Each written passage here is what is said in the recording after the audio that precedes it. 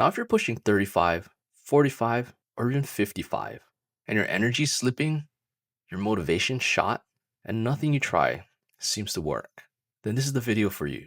Because it's not just your willpower or your diet or even your age, it could be your beliefs and the hidden conditioning that shapes how we see our health and our futures. From the moment we were born, we were taught what health is supposed to look like, what to eat, how to move, when to worry.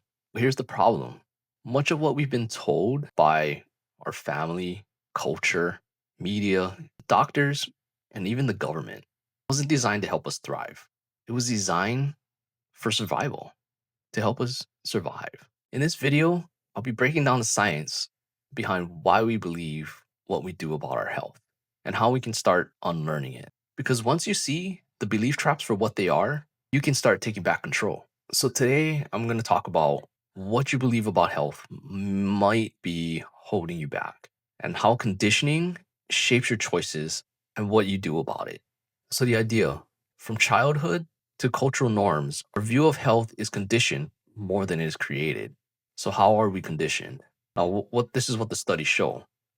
So personal experiences like injuries, illnesses, and past efforts, our family upbringing, from food, exercise, and to doctor visits, and media messages, things we see on TV, from ads, social media, and even the news, the healthcare systems, diagnosis and focused, and then cultural norms, productivity and health. These are the things that shape what our beliefs are. And a lot of these beliefs, when it comes to our health, is created from past experiences you have when you were growing up. Now, this leads us to the health belief model: why some people take action and why others don't. So some of the reasons could be is perceived susceptibility. What will happen to me? And then perceived severity. How bad would it be? Or how bad could it be? Or perceived benefits. Would it help if I change? Or does it even matter? And some people believe that too. And then perceived barriers. What is in my way? Or what could get in my way? Or what would stop me from doing these things? And then cues to action.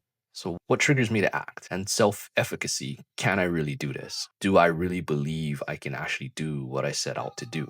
Now, what are the real impacts of beliefs?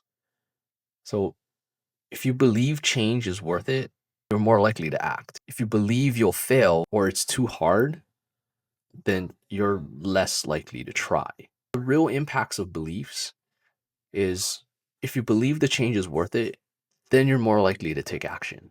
If you believe it's not worth it, or you'll fail, or it's too hard, then you're less likely to even try. So it depends on how you frame it in your brain. If you believe it's too hard, then you're not even going to do it. But if your belief is that it's worth it, then you're more likely to take action on it. Because belief equals behavior, and beliefs shape action or inaction. It's all based up on what you believe. Believe you can do it. Whether you believe you can do it, you're right. Whether you believe that you can't do it, you're also right. So it's all within your control and the choices that you make within your mind. Now, how does culture condition us? What society teaches us about health or societal norms? Most people don't realize their health beliefs are shaped, not chosen. How does culture condition us? What society or societal norms teach us about our health? You probably heard it, right? Healthy means being thin, productive, or busy, and illness equals weakness or failure. And prevention isn't urgent unless symptoms appear or you can't do what you need to do because you're in too much pain or it's starting to affect you. And this one too, doctors know best. So don't question them. And when it comes to doctors know best, most people won't even question them because they have the supposed training or the background or the years of schooling. So they just blindly comply, or they just blindly trust what their doctor says because they're supposed to be the professional. And that is what we are taught, right? Trust the professional or trust in the person that is the expert. but we do it blindly, or we've been taught to just do it blindly, which is not necessarily right. But we just such a compliant culture nowadays, so that we just listen to somebody just because they have the credentials, as opposed to doing our own research ourselves. So just something to think about or consider, that just because a professional doctor gives you a recommendation, it's not necessarily always going to be the right thing or the best thing for you in your situation. They're just giving you a recommendation based off of what they know or what they've seen, but it's not always going to be the right thing. And what are the results from societal norms or cultural norms? So the results are we chase appearance and not true health. How does family shape us? What we grew up seeing becomes our norm, right? How many of you can relate to this, right? Cleaning your plate equals love. Like, if or another one like that goes along with that is that, oh, don't be wasteful, right? You like what you put on your plate, you should be eating because there's somebody else that didn't eat today, right? So that's it's also one thing. Or even for grandparents, they're the most guilty on this one, is like, oh, you're so skinny, you need to eat to put some meat on your bones, or you're so skinny, you need to put some meat on your bones. So here's some food, right? So these are things that your family teaches you. Next one could be fast food equals convenience, or fast food is affordable. Those are definitely from the family. And no time equals no exercise. And don't see the doctor unless you have to, or unless something's really wrong, then let's go to the doctor. When you should actually really be going and getting evaluated, even if nothing's wrong, you should still be going to check your health. So these experiences become lifelong defaults. Like, you just because you were taught them over and over when you were younger, you automatically just go to these things, these sayings that your parents tell you. And whether it's your parents or your grandparents or family members, right? Close family members, you will always go back to these experiences and be like, oh no, this is what I was told, and that's what I believe because that's what I was told from my family or my parents, especially your parents or your grandparents. So those definitely really are embedded within you as you get older. Even for me, those were some things that I was told and that I believed because that's how I grew up. So now, common condition beliefs and the truth. The belief thin equals healthy, but the reality is healthy isn't just weight related. Another belief, I need to detox. Reality, your body actually detoxes daily. The belief, sweating equals good workout or a good workout. And in reality, intensity isn't based on just sweat. Belief, stretching prevents injury. The reality, movement variety matters more. And belief, health is physical only. And but the reality, so mental and emotional health count too, and count just as much, maybe even more, to your overall health. And this is because mindset shapes biology. So studies show beliefs about aging affect how we age. People who expect decline often experience it, and people who believe in growth and healing, they actually improve. And this is because what you believe actually comes true because you believe it, especially if you strongly believe it. It's definitely and it's more so because that's all you're really looking for, is because you believe in it so much that you're only looking for these things, and then that's all you see, so it comes true to you.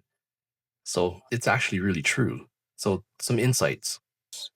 So barriers. So some barriers: time, confusion, cost, lack of support. And motivators, so clear benefits, support system, and identity shifts. So high health literacy equals more consistent action. So if you take the time to learn and understand these things, then you're more likely to go out and take action on what it is that you're trying to accomplish.